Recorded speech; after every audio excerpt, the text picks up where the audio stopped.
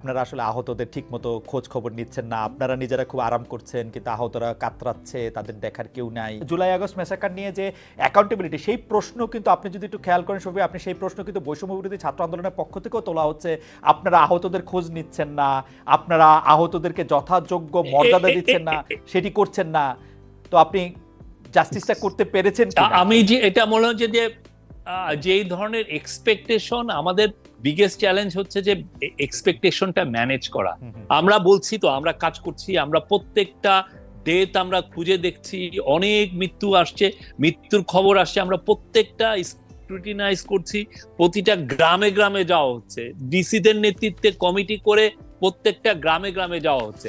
আর যে আহত আমরা পুরোপুরি 19,900 জনের মতো আহত আমরা পেয়েছি, প্রত্যেককে নাম ধরে ধরে স্ক্রুটিনাইজ করে কার কিভাবে আহত হয়েছে এবং তাদের পাশে দাঁড়ানো হয়েছে। দুই একটা এদিক বেদিক হয়েছে, আমরা অস্বীকার করছি না, বাট সত্যিকার অর্থে আমরা তাদের পাশে দাঁড়িয়েছি। আপনি যদি ভালো মতো করে এটা ইনভেস্টিগেটিভ জার্নালিজম করেন, দেখেন যে আমাদের দায় কত, আমরা এখানে পারছি কিনা। আমি মনে করি যে আমরা তাদের পাশে দাঁড়িয়েছি, বাট তারা যেটা চাচ্ছেন, তারা আরো চাচ্ছেন, আমরা চেষ্টা করছি তাদের পাশে দাঁড়ায়।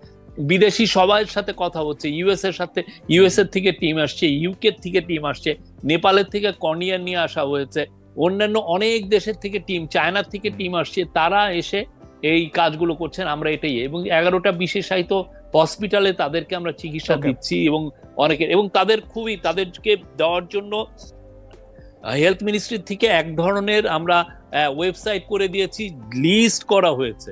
তো এখানে কেউ, আমরা তো আমরা এর থেকে আমার মনে হয় না যে আরো বেশি আমাদের করা উচিত, অবশ্যই আরো বেশি সুষ্ঠু।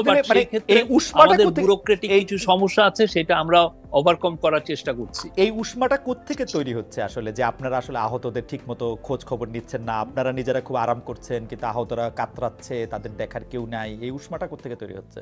আমরা প্রথম কথা হচ্ছে আমরা কেউ আরাম করছি না। আমরা মনে করি এটা একটা গণ অভ্যুত্থানের ফসলের, এটা একটা গভর্নমেন্ট, এবং এই গভর্নমেন্টের পুরো হৃদয়ের মধ্যে আছে এই ছাত্র জনতার যে স্যাক্রিফাইস তারা করলো। তো আমরা প্রতিনিয়ত, আজকে একজন বাবা এবং মা যখন কথা বলছিলেন, আমাদের গা শিহরিত হচ্ছিল। আমরা তাদের প্রতি, আমি বলবো যে আমাদের মানে ডেডিকেশনের কোনো অভাব নাই আমাদের ইয়েতে, বাট আমাদের যেটা হচ্ছে যে এক ধরনের, আমি বলবো যে আমি যেই ব্যুরোক্রেসিকে পেয়েছি সেটা খুবই ইনএফিশিয়েন্ট। সেই ব্যুরোক্রেসি নিয়ে আমার সর্বোচ্চ গতিতে কাজ করতে হচ্ছে, এটা আমি বলতে পারি।